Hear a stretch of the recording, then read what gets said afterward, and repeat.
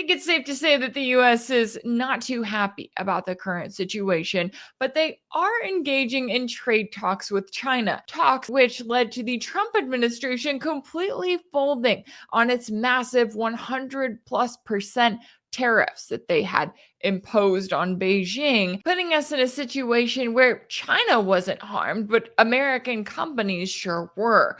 We got into all of the latest and what it means for the ongoing tensions between the world's two largest economies with a special guest earlier. So let's take a listen to that conversation now. Now, I do want to move over to the talks that are happening, right? We did see talks over the weekend happen in Geneva, which resulted in officials from both sides announcing that they reached a deal to roll back most of the recent tariffs and call a 90-day truce in their trade war for more talks on resolving these trade disputes. Now, U.S. Trade Representative Jamieson Greer said that the U.S. agreed to drop its 145% tariff on Chinese goods by 115 percentage points down to 30%, while China agreed to lower its rate on US goods by the same amount down to 10%. So, how do you view the significance of these talks and of this deal that was just made? Well, I have never seen top Chinese officials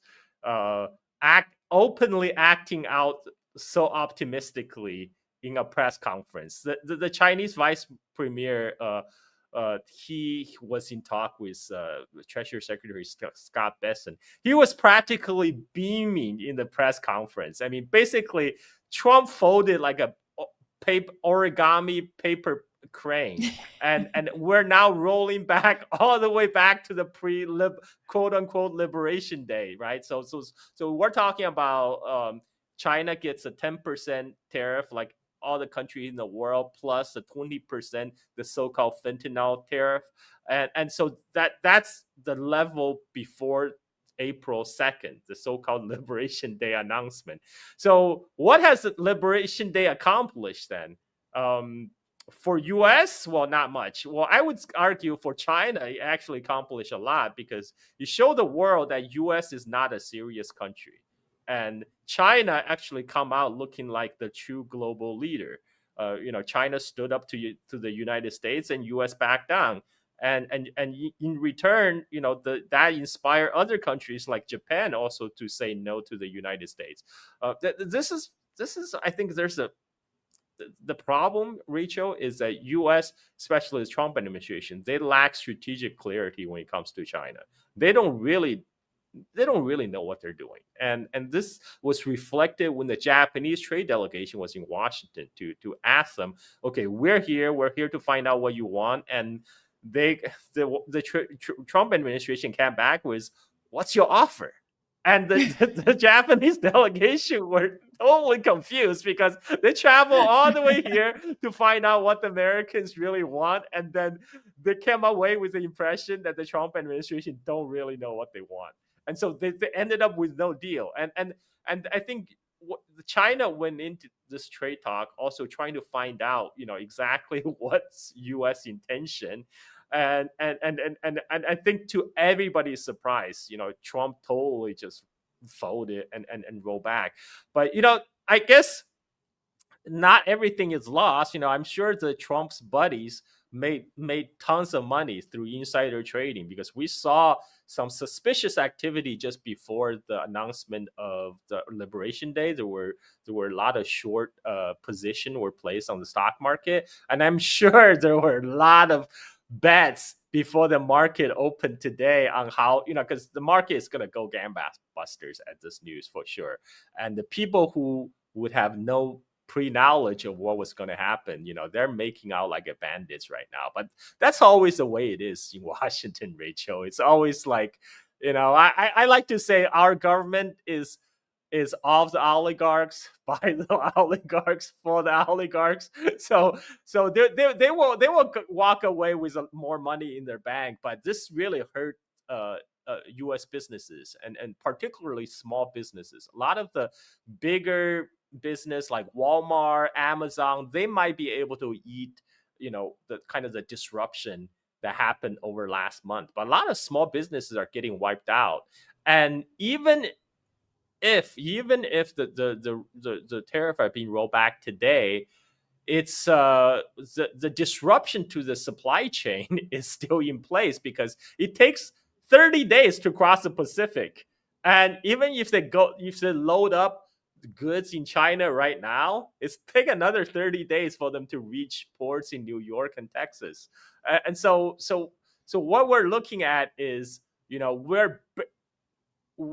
before the talks, we're about we only have 5 to 7 days of inventory at those most of the businesses. So like if they let this drag on, things gonna get really bad in June and July. But so thankfully we're not gonna see shortages on the shelves this time.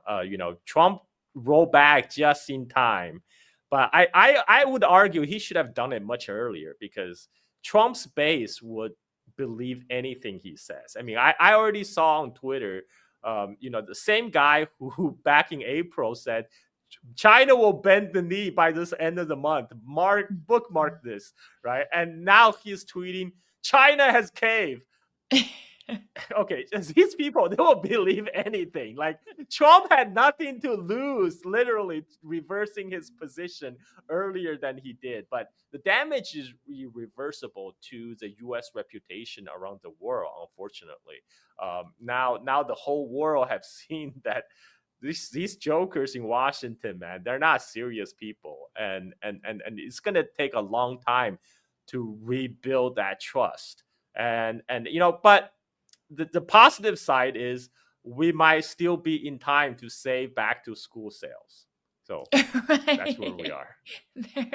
Yeah, and it's so interesting because even just looking at the tariffs that Trump was rolling out, as you were noting on this so-called Liberation Day, I mean, he's slapping tariffs on countries around the world they're going, hey, we're trying to work with you, right? We're trying to help you with this transition away from any reliance on China, and now you're hitting us with tariffs.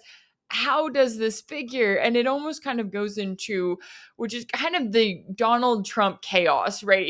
He runs around, he's like a bull in a china shop, and we're seeing this play out in a number of different ways. And then he pursues talks, right? We're seeing talks with Iran, talks with Russia. He's headed to the Middle East this week, and now he's dealing with talks with China. And yet I'm looking at all of this and knowing that the US establishment below the surface, the deep state, whatever you want to call it, they still want war with China, right? That is their ultimate aim.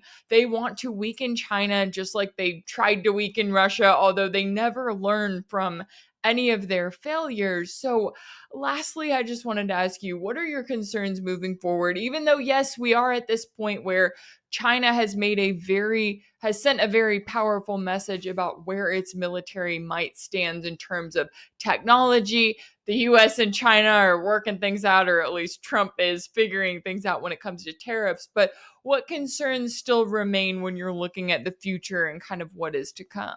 Well, you made a good point, Rachel, about U.S. military still want confrontation with China.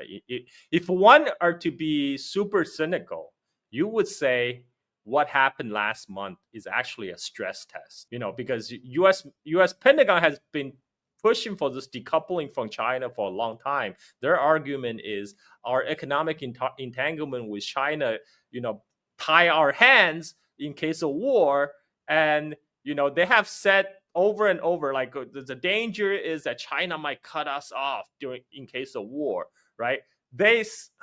It turns out everything is projection because Trump imposed an embargo himself. If China had unilaterally declared embargo against the United States a month ago, this will be treated as an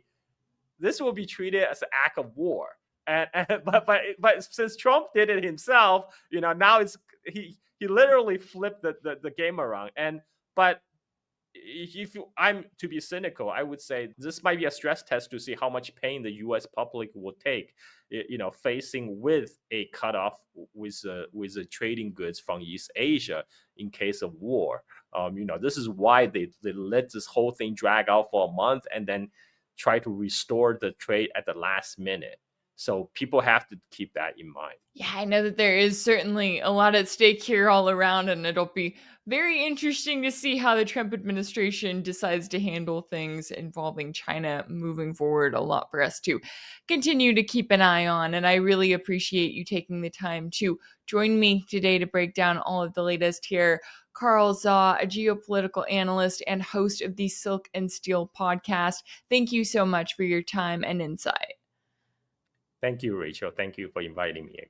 If anything in this video resonated with you, be sure to like it, share it with your friends, leave a comment. And as always, don't forget to subscribe. And if you want to keep up with all of my work, make sure that you're subscribed to my page on Substack. That's rachelblevins.substack.com. That's where you'll find ad-free videos and new weekly episodes of my exclusive series for paid subscribers called Sanctioned. You can also check out Sanctioned over on my page on Patreon. That's patreon.com/Rachel Blevins. As always, thank you all so much for all of your support, and I'll see you next time.